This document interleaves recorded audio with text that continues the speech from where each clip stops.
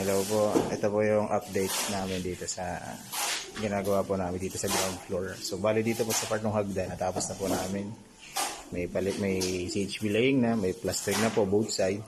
And then yung corners po ng mga bintana natin dito is na nakuha na namin yung mas maayos na corner niya. So ayan po, tuwid na po siya. Pero din po dito sa side na ito. Ito rin po, okay na rin po yung mga corners. Pagdating naman po dito, so syempre po ito po, hindi po namin ito ayusin kasi may lalago pa po kami dito hamba. Pero kahit po ganyan is may tuwid na rin po nakikita tayo dyan. So hamba po muna para maisara na mas maayos yan. And then ito po, okay na rin po yung corners dito. So may bintana na to. Ngayon po, ongoing po si John Lester doon po sa bintana na yan. Sa likod po, okay na rin po yun. Nakakuha na rin po yung tamang corners ng mga bintana. Ito na lang po yung pinaplastering niya ni Jeboy dito sa loob. Sa labas,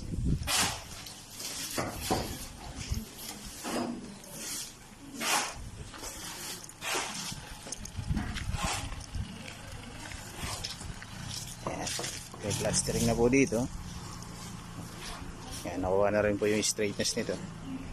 Ganda na rin po yung mga corners, plastering, at maayos na rin po yung mga corners sa bintana.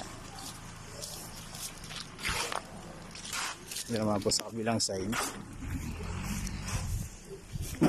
Ayan, going po dito sa bintana na ito. So ayusin lang po ito. So, padadagdagan ko ito ng kaunti pa po. Ayan. Dito po sa likod, ito na po yung ginagawa ni Jeboy ngayon. Naayos na rin itong corner po nitong sa part po ng likod. So ayun na lang po, pinaka balance po namin pag natapos po nila ito ngayon. So ilalagay lang po ng canopy dyan, then plastering works.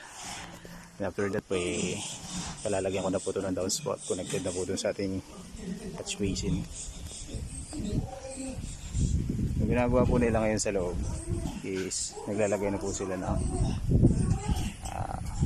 ceiling frames po sa exterior saka PVC ceiling. Nakapag-umpisa na po sila. So yung po mga nakalawit na yun is plastic po yun. Tatanggalin na lang po namin yun after. So nandito na po sila ngayon. Pero yung harap po is kompleto na.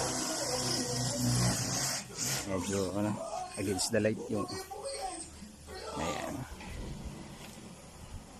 Kompleto na po yung nagandun. So may kabilang corner. Nakaliko na rin ng kaunti. So ito po muna pinapapriority ko. Hanggang dun po sa likod. So bakit po ganun? Kasi po para po naman hindi na kami obstruction dun sa gagawa po nung hindi ko lang po makuha na maayos sa video against the light po kasi. Ayan. Pero yan po ay naka-staggered po yung ating yung PVC panels. So wala siyang pattern na sinusundan. Ginaya ko lang po yung kung ano po nandun sa kisame po na gusto yung magaya.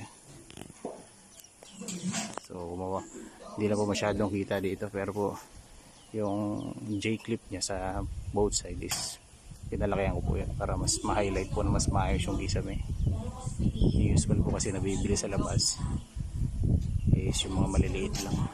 So para lang mas ma-appreciate po itong kisame is pinalakihan ko po. Fabricate po ako na mas malaking J-clip.